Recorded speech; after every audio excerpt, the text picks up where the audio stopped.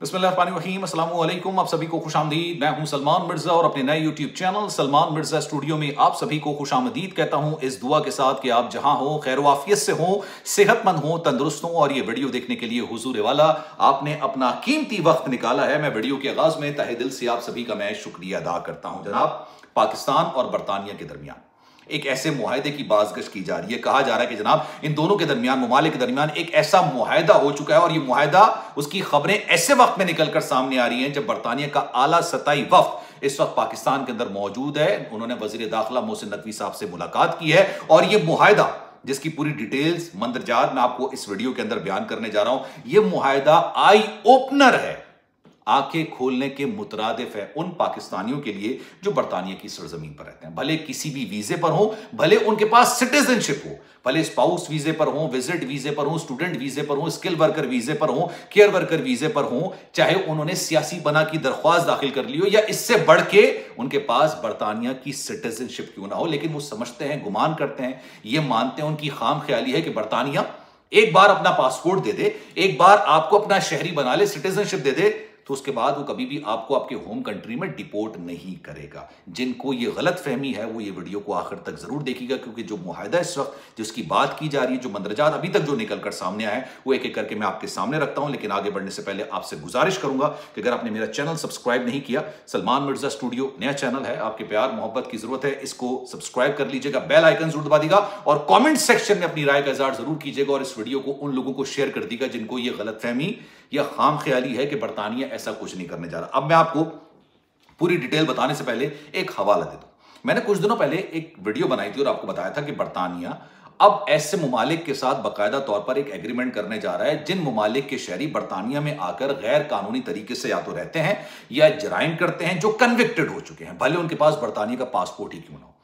और उन्होंने यह तक बोल दिया था कि हम इनको डिपोर्ट करेंगे, भले इनके पास बरतानिया का पासपोर्ट है, इनसे पासपोर्ट ले लेंगे, सिटीजनशिप वो कर देंगे, क्योंकि इन्होंने बरतानिया में आकर जुर्म किया। और जुर्म भी किस लेवल का जुर्म? कत्ल गारतगरी, तशद्दुद, चाहे वो घरेलू तशद्दुद हो या रोड पर मारपीट की गई हो, जिनसी ज्यादती हो या जिनसी तशद्दुद हो, इस तरह के जराइम के अंदर कोई भी मुलविस हुआ, भले उसके पास बरतानिया का पासपोर्ट है, उससे पासपोर्ट लेके उसको उसके मुल्क में डिपोर्ट कर दिया जाएगा। अच्छा, अब बरतानिया के अंदर लोग क्या करते थे?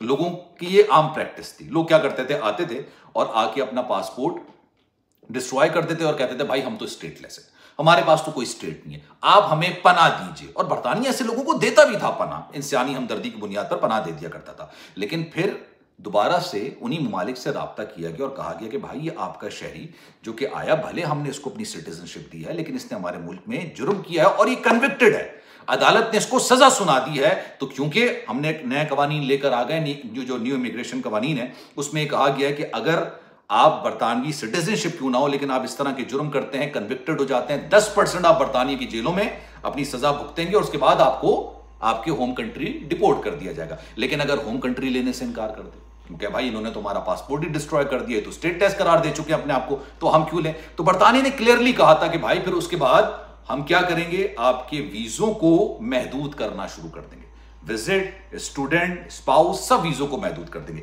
तो अब मुआहदा क्या कह रहा है, जरा मैं आपको ये बता देता हूं।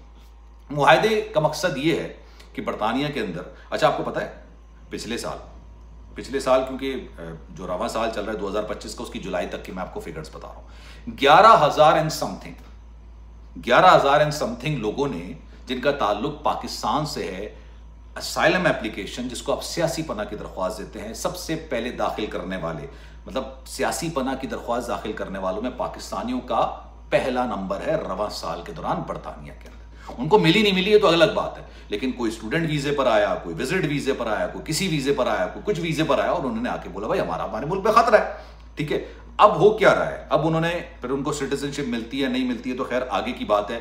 बरतानिया की जेलों में जो गैर मुल्की रह रहे हैं, जिन्होंने जराइम किए हैं, उसमें 7वें नंबर पर कौन है? पाकिस्तानी। अब ये मुआहदा क्या कहता है? मुआहदा ये कहता है भाई जो इमिग्रेशन ऑफेंडर्स हैं उनको बरतानिया पाकिस्तान के हवाले करेगा, जो बाय बॉन्ड पाकिस्तानी है, भले उनके पास सिटीजनशिप हो या ना हो, किसी भी वीजे पर क्यों ना हो, लेकिन इमिग्रेशन ऑफेंडर्स हैं, आपको उनके हवाले कर दिया जाएगा। दूसरा, अगर आपने सियासी पनाह की दरख्वास्त दाखिल की और वो सियासी पनाह की दरख्वास्त रिजेक्ट कर दी, डिक्लाइन हो गई, ठीक है, तो फिर आपकी डिपोर्टेशन लग जाती है, ये तो सबको पता है इस बात का। लेकिन फिर वो और तरीकेकार अपनाते हैं बरतानिया के अंदर रहने के, उनको भी पाकिस्तान बाकायदा तौर पर डिपोर्ट किया जाएगा। और ये मुआहदा गालिबन कहा जा रहा है कि जनाब ये हो चुका है। मैं इसकी मजीद कंफर्मेशन करके एक और आपको वीडियो बताऊंगा। अच्छा, तीसरा भाई, जो जराइम में मुलविस, और जराइम कितने संगीन है, घरेलू तशद्दुद यानी घर वालों के साथ मारपीट करना, बाहर लोगों के साथ मारपीट करना, जिनसी तशद्दुद करना, जिनसी ज्यादती करना, कत्लो गारत करी करना, इस लेवल के जो जराइम होते हैं, अगर आप उस पर कन्विक्टेड हो गए तो आप किसी भी वीजे पर क्यों ना, वीजा तो खैर चले आप, वो तो एक्सपायर ही हो जाएगा, आपको आगे के मामला नहीं होंगे, लेकिन अगर आपके पास सिटीजनशिप भी हुई तो भाई आपकी सिटीजनशिप रिवोक होगी, उसके बाद आपको पाकिस्तान डिपोर्ट कर दिया जाएगा। ये मुआहदा, और बरतानिया उन लोगों से, उन ममालिक से मुआहदा कर रहा है जिनकी बड़ी तादाद इस वक्त बरतानिया की जेलों के अंदर मौजूद है, क्योंकि जो नए इमिग्रेशन कवानीन आए थे ना, उसके अंदर एक कानून ये भी था, और ये उसकी आइडियोलॉजी ये थी, उसकी सोच ये थी, ये कहा गया था कि भाई अगर कोई आके जुर्म करता है, मतलब सिटीजन हो गया, उसने एक जुर्म कर दिया, कत्ल कर दिया, अल्लाह माफ करे, जिनसी ज्यादती, जिनसी तशद्दुद कर दिया, कन्विक्टेड हो गया, तो बरतानिया अपने ममालिक के, अपने सिटीजन्स के जो टैक्स पेयर्स हैं, उनका टैक्स का पैसा इनकी फलाह बहबूद के लिए क्यों इस्तेमाल करें।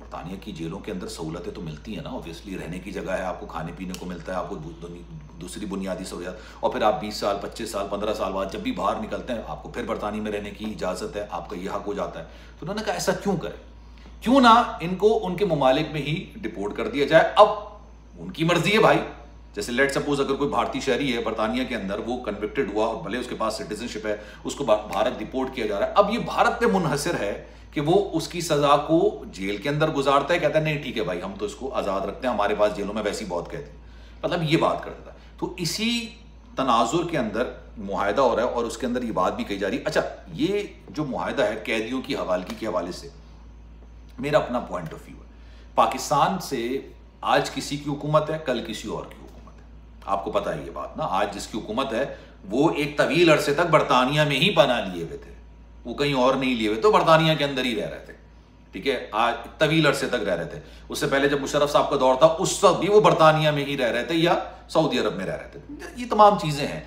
तो अगर कैदियों की हवालगी का एक मुआहदा होता है, तो उसमें तो सबसे पहले अवाम तो बाद में आती है ना, पहले तो जो भी जिसकी हुकूमत चल रही होती है, बाद में उस पर केसेस बनते हैं, चाहे वो सियासी बुनियादों पर केसेस हों, झूठ पर मबनी केसेस हों, वो किधर जाते हैं भाई, वो तो दूसरे ममालिक चले जाते हैं। और बरतानिया में पाकिस्तानियों की तादाद बहुत ज्यादा है, अक्सर लोगों का सरमाया बहुत ज्यादा लगा हुआ है, इन्वेस्टमेंट बहुत ज्यादा लगी हुई है, तो बरतानिया चले जाते हैं। तो आपकी नजर में ये जो मुआहदा होने जा रहा है, हो चुका है, अभी इसके मंदरजात निकलकर सामने आएंगे, अगर ये मुआहदा हो गया है लेट सपोज, तो क्या ये एप्लीकेबल है, होगा ऐसा? कमेंट सेक्शन में अपनी राय का इज़हार जरूर कीजिएगा। वीडियो कैसी लगी है जरूर बताइएगा कमेंट सेक्शन में। इंशाल्लाह अगली वीडियो में आपसे फिर मुलाकात होगी। ख्याल रखिएगा अपना।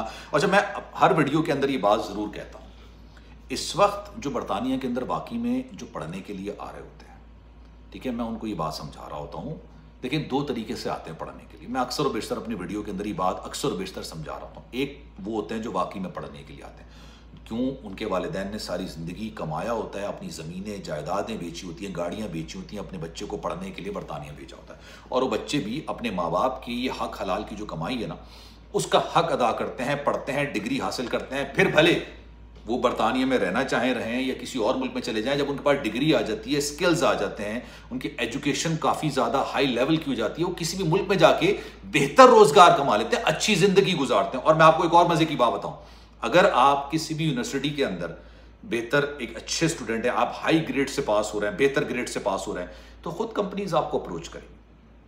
ऐसा नहीं है कि कोई कंपनी आपको अप्रोच नहीं करेगी, सब खुद करेगी। अच्छा, एक सोच तो ये होगी। दूसरी सोच ये होती है जिनको इंग्लिश बोलनी भी प्रॉपर नहीं आती, ठीक है, जिनके पास स्किल्स भी नहीं होती हैं, जिनके पास एजुकेशन भी नहीं होती है, जो किसी के कहने पर वीज़ा लगवा लेते हैं और ये सोचते हैं कि यार वहाँ जाके पढ़ेंगे नहीं, बस पहले सेमेस्टर की फीस दे देंगे, उसके बाद क्या करते रहेंगे, हम पार्ट टाइम जॉब करते रहेंगे, और जब जॉब करेंगे उसी पार्ट टाइम को फुल टाइम कर लेंगे। जब ये सोच लेकर आते हैं तो वो फिर अपने लिए ही मुश्किलात क्रिएट करते हैं। तो ऐसा मत कीजिए।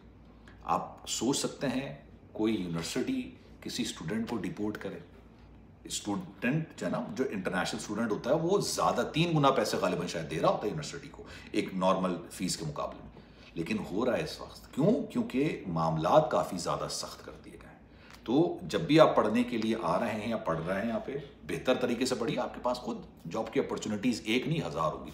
ख्याल रखिएगा अपना, इंशाल्लाह अगली वीडियो में आपसे फिर मुलाकात होगी। सलमान मिर्जा को दीजिए इजाजत, अल्लाह हाफिज।